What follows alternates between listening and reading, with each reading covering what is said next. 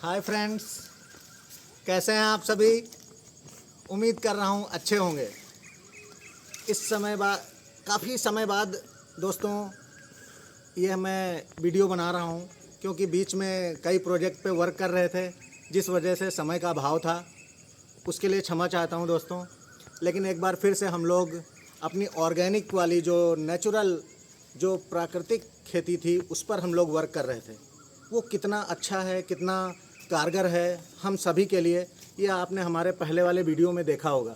जिन लोगों ने नहीं देखा होगा आप लोग जा कर के देखिएगा और हमें बताइएगा। आपके सुझाव हमारे लिए बहुत ही वैल्यूएबल हैं, उनमें हम लोग सुधार करेंगे।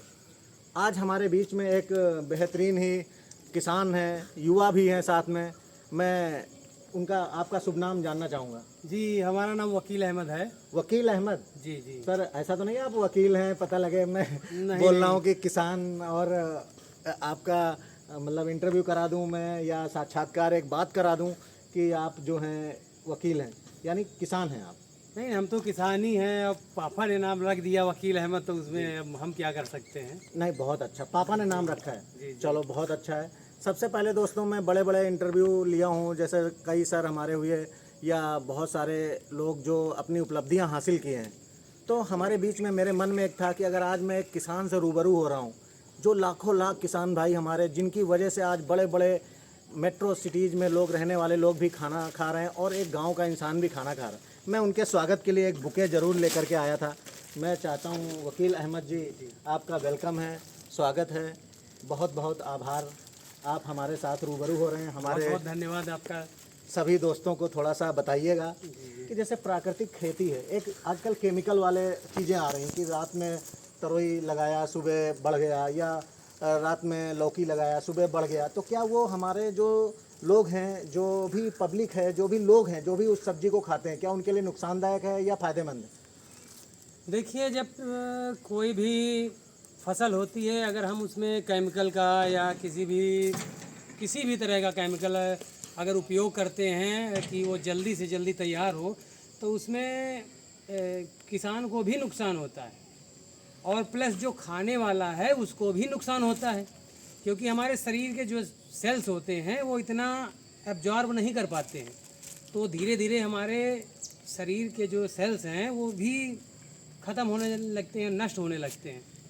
इसीलिए केमिकल युक्त जो भी किसान केमिकल युक्त प्रयोग कर रहे हैं, तो उनसे गुजारिश है कि केमिकल युक्त चीज़ों का उपयोग ना करें। इससे हमारे देशवासियों को, हमारे जो भी लोग हैं, जो गरीब जनता है, वो मद्दी से सोचती है सस्ती सब्जी मिल जाए हमें, तो किसान अब क्या करेगा, सस्ते के चक्कर में ज़्यादा पैदावार बढ़ेगी। जब ज़्यादा पैदावार बढ़ेगी तब केमिकल यूज़ होगा। और आजकल यूरिया, डीएपी, इसके बगैर कोई फसल ही नहीं उग रही है। जी, जहाँ देखो वहाँ यूरिया पड़ रही है, यूरिया नहीं डाल रहे हैं तो वो बढ़ ही नहीं रही है। ऑर्गेनिक और अपनी जैविक जो खादें आती हैं वो यूज़ ही नहीं करते हैं किसान। बहुत से किसान हैं, लेकिन कुछ ऐसे किसान हैं जो ऑर्गेनिक और जैविक यूज़ करते हैं, क्योंकि वो जानते हैं कि एक जिस खेत की सब्जी या फसल हम बेच रहे हैं वो हमें भी खानी है। बहुत बढ़िया, बहुत अच्छा। अच्छा सर, एक चीज़ और मैं जानना चाहूँगा, जैसे जो रासायनिक केमिकल्स होते हैं, जिनसे पेस्टिसाइड होते हैं, तो उनको खेत में डालते हैं, तो वो जो केचुआ एक किसानों का मित्र, सबसे बड़ा किसान मित्र कहा जाता जी है। जी जी जी। तो क्या उससे केचुआ एकदम नष्ट हो जाता है? अब जब केमिकल आप खेत में यूज़ करेंगे तो केचुआ तो नष्ट हो जाएगा ही, उसको नहीं बचना है, वो केचुआ तुरंत ही खत्म हो जाएगा। यानी कि जो वो ज़मीन को भुरभुरा, मिट्टी को भुरभुरा बनाता था वो। अगर केचुआ किसान का ही साथी है, जी, जब केचुआ हमारी मिट्टी को खाएगा और उसको फिर बाहर निकालेगा, उसी से ही तो जैविक खाद का निर्माण भी हो जाता है खेतों में। जी, और जब खेत में केचुए ही नहीं रहेंगे तो फसल कहाँ से अच्छी पैदा होगी। जी। अच्छा सर, एक चीज़ और है, पोषक तत्व जो न्यूट्रिएंट्स होते हैं उन पे भी फर्क पड़ेगा। जैसे कार्बोहाइड्रेट है, वसा है, प्रोटीन है, विटामिन है, तो इन सब चीज़ों पे भी फर्क पड़ता है इन चीज़ों में अगर केमिकल का यूज करेंगे। काफ़ी फ़र्क पड़ता है। लोग अच्छी पैदावार के लिए नाइट्रोबेंजिन का यूज करते हैं। नाइट्रोबेंजिन तो हमारे शरीर के लिए कैंसर का कारण बनती है। आज देखिए जाके पंजाब और हरियाणा में, वहाँ पे नाइट्रोबेंजिन वगैरह सब बैन हो गई हैं। क्योंकि 70% लोग कैंसर के मरीज वहाँ के हैं, जिसको ट्रेंड बोली जाती है कि कैंसर ट्रेन, कैंसर ट्रेन। चलिए, बहुत अच्छी बात है। सबसे बड़ी बात हम एक युवा किसान से और एक अच्छे ऐसे किसान से बात कर रहे हैं जिनको नॉलेज भी है अच्छा खासा। अच्छा, एक चीज़ और बताइए, अगर हम एक मान लीजिए कहीं यूरिया रखें किसी एक जगह और थोड़ा सा उसमें पानी डाल के केचुआ उसमें डाल दें तो क्या होगा उसका? अरे तो क्यों, केचुआ तो उसमें तुरंत मर जाएगा, वो कहाँ बचेगा। और खाली पेस्टिसाइड यूज करने से ही किसान भाइयों ये नहीं कि केचुआ मतलब जो है मरेगा। आप अगर यूरिया खेत में भी डालते हो तो पैदावार बढ़ती है, लेकिन पैदावार बढ़ने के साथ वो केचुए भी नष्ट होते हैं, प्लस हमारी फसलों में यूरिया का प्रभाव अधिक मात्रा में पाया जाता है। वही फसल के कण हमारे जानवर, भूसा हो गया, गेहूं हो गया, धान हो गया, अधिक यूरिया का प्रयोग करेंगे, वही जानवर खाएंगे, और वही जब जानवर खाएंगे तो जानवरों में यूरिया पहुंचेगी, और जब जानवर खाएंगे यूरिया, जब उनमें यूरिया पहुंचेगी, जब वो दूध देंगे तो दूध में भी यूरिया पाई जाती है। आजकल अत्यधिक मात्रा में मिल्क में भी यूरिया पाई जाती है, और इससे शरीर पे तो प्रभाव अधिक से अधिक पड़ता ही है। और पहले जानवर जब नहीं रहते थे, ख़त्म हो जाते थे, तो उनको गिद्ध जो वेल्चर हैं वो खाया करते थे, और एक समय गिद्ध भी ख़त्म हो गए।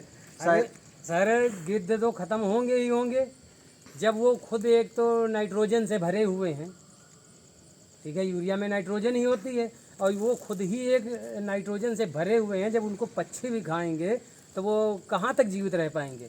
साल, 2 साल, 10 साल, उसके बाद वो ख़त्म। इसी तरह के हमारे जो गिद्ध जो आसमान में उड़ते रहते थे वो भी ख़त्म हो गए, इस समय दिखाई नहीं देते हैं। कहाँ दिखाई देते हैं। अच्छा, अब कौवे भी नहीं दिखाई देते हैं ज़्यादातर। और सर, सूक्ष्म जीव जो हम रसायनों का, कीटनाशकों का प्रयोग करते हैं, तो जो सूक्ष्म जीव जो उत्पादन क्षमता को बढ़ाते होंगे वो भी नष्ट हो जाते होंगे।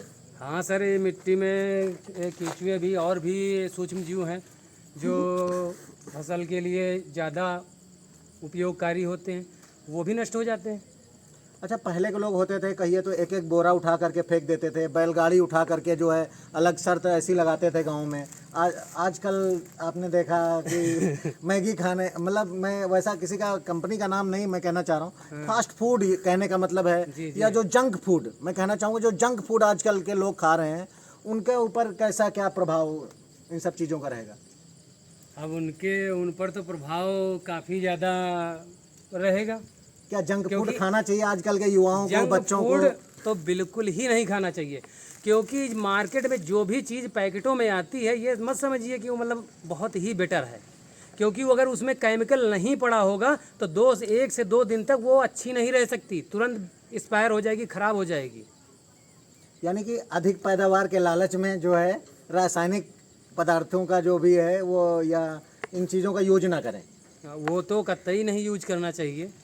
और अच्छा, इससे क्या गुणवत्ता में भी फ़र्क पड़ता है? अच्छी गुणवत्ता रहती है, या लोग ऐसा सोचते हैं कि हमारा पैसे का थोड़ा सा लेन देन कम रहेगा, इस वजह से तो नहीं केमिकल्स का यूज करते हैं मार्केट में? क्या आपको सही फसल मिल? अच्छा, ये क्या चीज़ आपने लगा रखी सर? अरे ये तो तुरई लगा रखी तो है हमने। ये कितने दिन पहले आपने लगाई थी?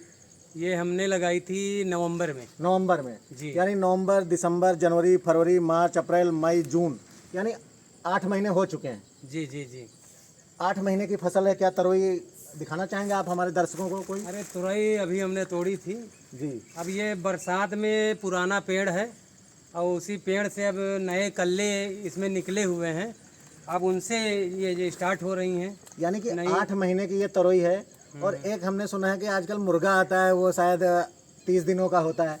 तो मुझे लगता है 8 महीने की, आप क्या सलाह देंगे हमारे देशवासियों को कि वो 8 महीने की तरोई खाएं, या फिर 30 दिनों का, 35 दिनों का, या 25 दिनों का, जो भी हो वो मुर्गा खाएं? क्या? तो हम तो भाई सलाह देंगे कि हरी सब्जियां ज़्यादा खाएं, जी। और जंक फूड और मीट पर कम फोकस करें, जी। क्योंकि बॉयलर पे फोकस तो करना ही नहीं चाहिए, क्योंकि बगैर केमिकल के बॉयलर जो है, यानी कि जो पालतू मुर्गे होते हैं वो बढ़ते हैं नहीं। अभी आप गांव में देख लीजिए, उनको पालिए तो काफ़ी दिन लग जाते हैं उनको बढ़ने में, ठीक है। जी जी। और जो फार्मों में जो पाले जाते हैं वो 1 महीने में बढ़ के तैयार हो जाते हैं, अगर उसमें केमिकल ही तो उनको खिलाया ही जाता है। जी जी।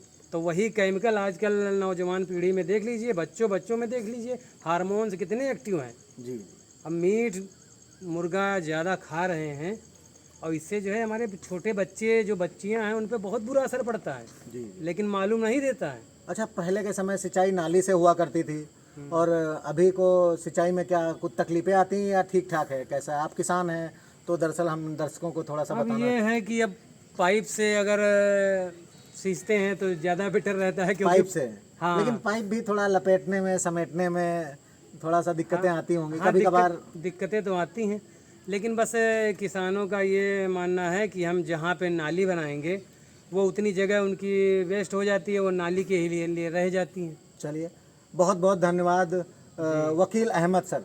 जी जी जी, आपसे मिलकर के मुझे बहुत अच्छा लगा और नेक्स्ट हम लोग कंटिन्यू करेंगे ऑर्गेनिक खेती को, नेचुरल जो प्राकृतिक खेती है जो कि और नेचुरल फार्मिंग जिसको कहते हैं।